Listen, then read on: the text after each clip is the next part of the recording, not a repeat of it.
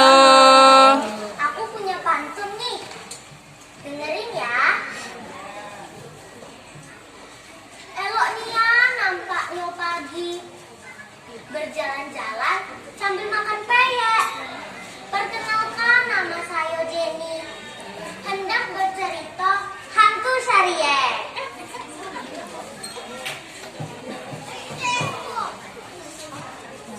Yang terhormat Ibu-ibu Dewan Juri, yang saya hormati Bapak Ibu guru pendamping, serta teman-teman yang saya kasih semua. Selamat siang. Siang. Gak kedengaran nih, kurang semangat. Sekali lagi. Selamat siang. Siang. Saya akan menceritakan cerita yang berjudul Hantu Syariah.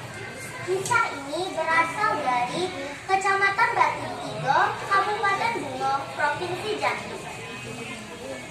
Awal kisah, ada remaja yang bernama Upik. Upik hidup sebatang kara. Ayah, ibu, dan adiknya sudah meninggal dunia akibat diterpa angin puting beliung. Tragedi itu selalu terbayang di kepala Upik. Malam kejadian itu terjadi pada tanggal 15 bulan Safar. Biasanya Upik dan adiknya akan bernyanyi sambil menatap bulan. Tapi malam itu berbeda. Bulan tidak terlihat, ditutupi awan yang gelap. Dan langit pada malam itu berwarna hitam pekat. Cahaya kilat yang menyambar-nyambar dan suara petir yang menggelegar. Angin yang kencang menyapu seluruh pepohonan.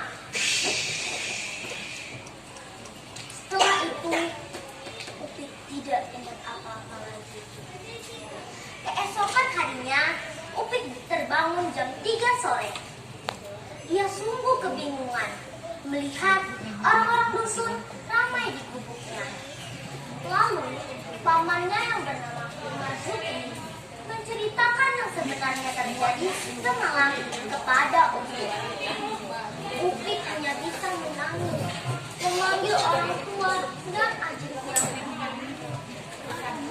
Ayah, ibu, adik.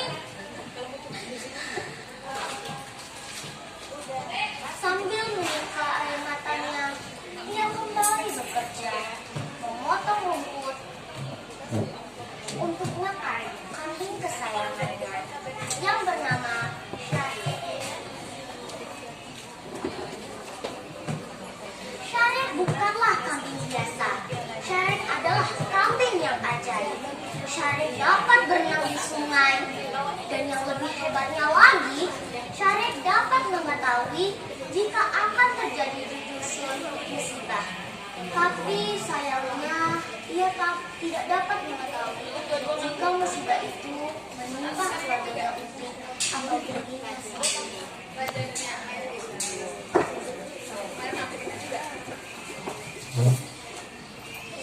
Suatu hari, pamannya Upik yang bernama Marzuki mendatangi Upik dengan wajahnya yang sangat ganas. Dia berkata,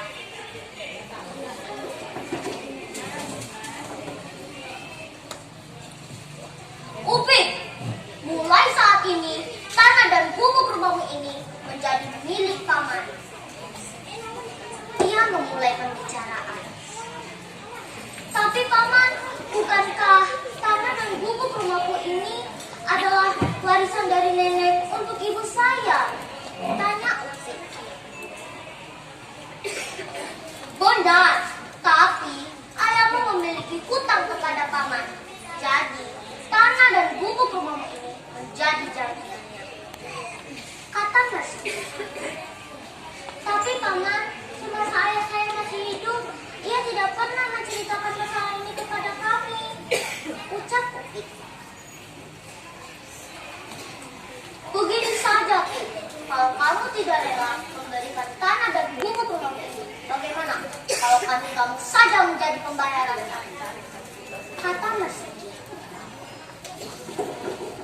Tidak paman, tidak. Lebih baik aku kehilangan tanah dan gubuk rumahku ini daripada aku harus kehilangan kambing kesayanganku, bentak Upik sambil berlinang.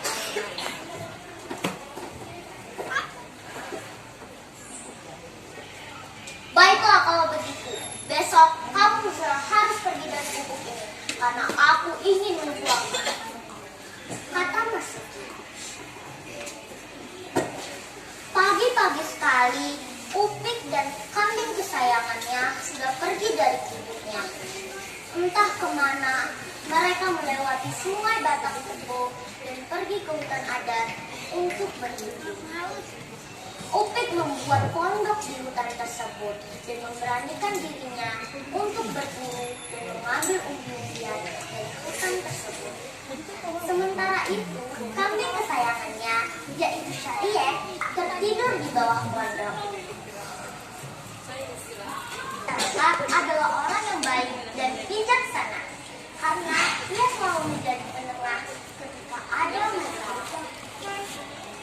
Suatu hari, ada laki-laki yang bernama Rasim.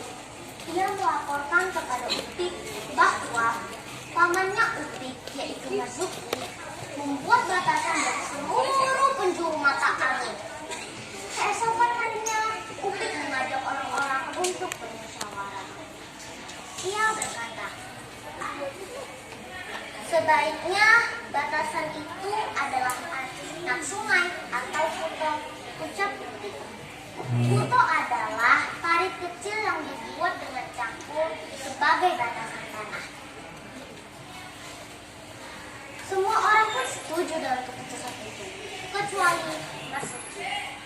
Karena Marzuki tidak setuju dengan keputusan itu, Upik pun mengubah rencana.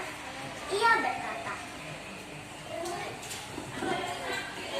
bagaimana kalau yang menentukan batasan itu adalah kambing kesayangan saya, yaitu Syariek. Orang-orang pun mengikuti Syariek dari belakang.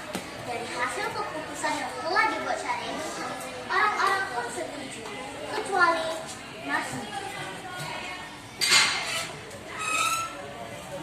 Syariek kan cuma seekor kambing binatang. Bagaimana aku bisa menyetujui keputusan ini? Ucap Marzuki. Upik pun membuat batasan itu dengan adil, tanpa rasa takut sedikit pun kepada Marzuki. Maka setiap hari pun Syariek akan mengelilingi batasan itu dan bersuara, "Mbak, mbak, mbak." Lalu munculnya jahat Marzuki. Pagi-pagi sekali, Marzuki membuat lubang menjebakan di dekat batasan tersebut. Jadi, ketika Syariek mengelilingi batasan tersebut, ia terjerumus ke dalam lubang itu. "Mbak, mbak!" dia bersuara berulang-ulang kali. Karena orang-orang mendengar suara itu, mereka mengikuti sumber suara itu. Ketika mereka menemukan sumber dari suara itu, mereka terkejut melihat Syariek sudah tidak bernyawa lagi dengan tali di lehernya. Upik sangat sedih kehilangan kambing kesayangannya itu sekaligus sahabatnya. Malamnya, Marzuki pulang ke pondoknya.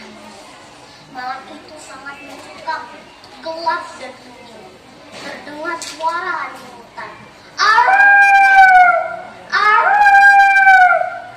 Marzuki sulit memejamkan matanya untuk tidur. Lalu ia mendengar suara kambing. "Mbak! Mbak! Mbak!" Saking ketakutannya, Marzuki berlari sampai sungai Batang Tebu dan menyeburkan dirinya ke dalam sungai tersebut. Tapi karena ia tidak dapat berenang, ia pun tenggelam di dalam sungai itu. Jadi, setiap orang yang memindahkan batasan itu, ia akan mendengar suara Syariek yang berbunyi, "Mbak! Mbak! Mbak!" Dan mereka menyebutnya hantu. Jadi, pesan yang dapat kita ambil dari cerita bahwa kita menjadi manusia janganlah serakah, karena itu dapat merugikan diri kita dan orang-orang di sekitar kita. Serta kita selalu bersyukur kepada Tuhan atas apa yang telah diberikan Tuhan kepada kita. Terima kasih. Sampai jumpa lagi.